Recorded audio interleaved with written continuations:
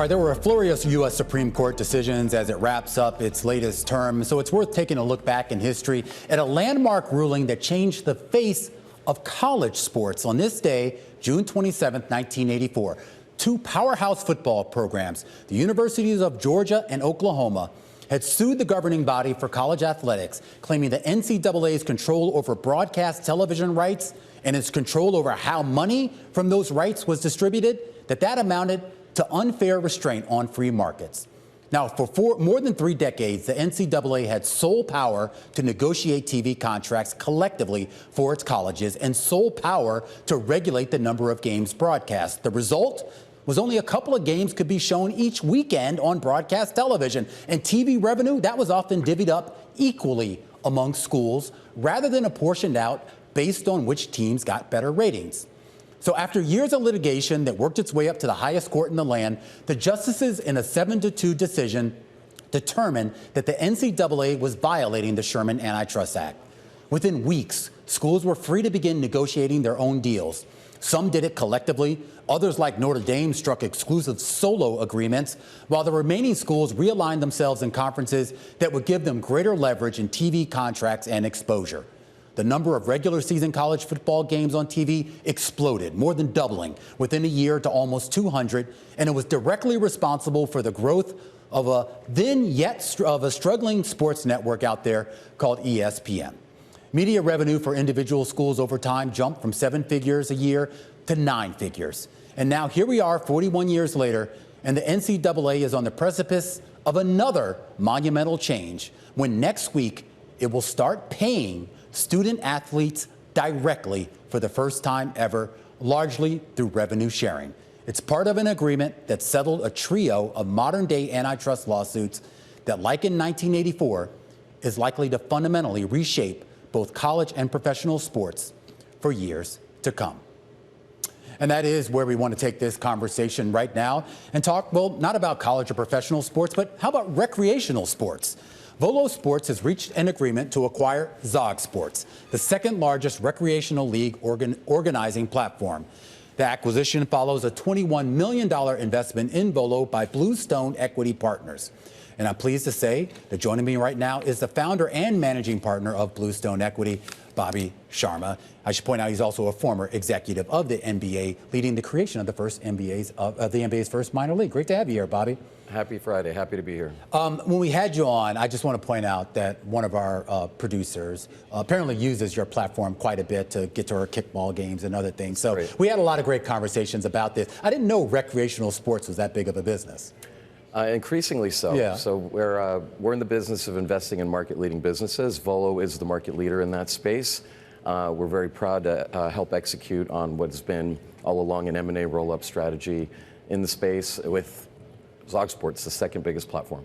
So when we talk about the types of people who use that, these are just basically everyday weekend warrior types that are using these platforms? 100%. And another added feature that Zog brings to the table for us at Volo now is corporate leagues. There's a lot of that in New York City.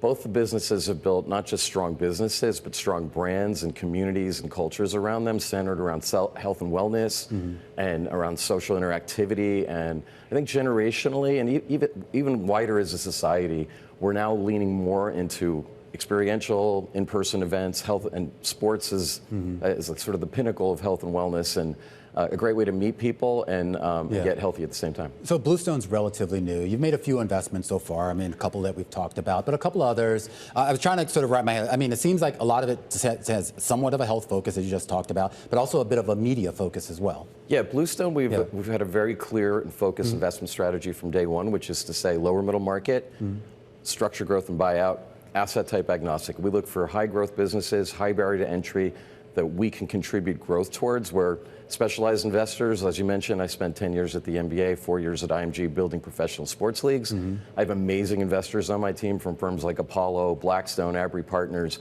So we have a very rare combination of high levels of investment acumen and industry experience and expertise and relationships. And we bring that to bear to add value into the businesses that we invest in. I'm curious as to what you think about just the whole business of investing in sports right now, which seems to have boomed. I know it's always been a thing, but obviously it's more accessible for a lot of folks in a way that it wasn't a few years ago. And of course, we've seen valuations, at least at the professional level, just skyrocket. I mean, you had a Lakers deal or one that's pending right now that values that team at $10 billion.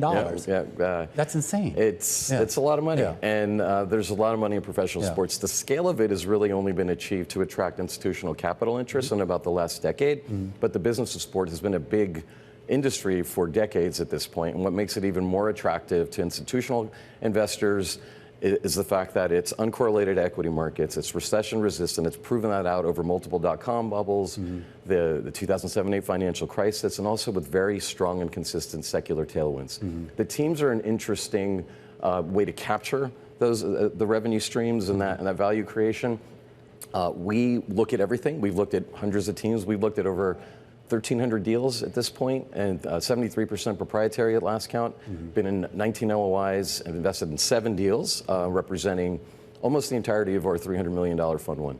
Wow. So, but when you look at these big valuations, not just the level, the aggregate level, but really the pace of change from where they were just the last time the sales had, do you see a potential for real return, a meaningful return on that higher valuation that people are buying into? Yeah, historically, the team investments were somewhat more attached to like family office style investing or leaders of communities, business leaders within communities. Again, the scale of it has gotten so big, it's actually necessitated the involvement of institutional capital in order to aggregate that much capital. NFL teams, probably averaging $10 billion at this point or approaching that soon. But with the Lakers, a premier NBA team, if not the premier NBA team, setting that kind of a mark, institutional capital from a control position, it will be a good return. It's a great industry. It captures all the value streams within it. But from a minority position, it could be tough. They're illiquid assets that are not manageable from a minority position. Well, that's what I'm curious about, the illiquidity of it. I mean, we know that the payoff being invested in a sports team can be enormous, but you usually have to wait a long time before you actually have that actual cash in the bank. I mean, it looks great on paper, but you can't spend it. Absolutely. From an IRR perspective, maybe not the best way to maximize your returns, and that's what we're focused on, which is putting money to work, adding value, underwriting to true structured growth buyout returns with liquidity. We have exit rights in all of our deals. Oh, really? And that's the primary strategy going forward that we're going to see out of Bluestone. Quasi-control, absolutely. In addition to board seats, we have exit rights in our deals. We have an ability to help create value, again, tying to our experience and relationships in the industry.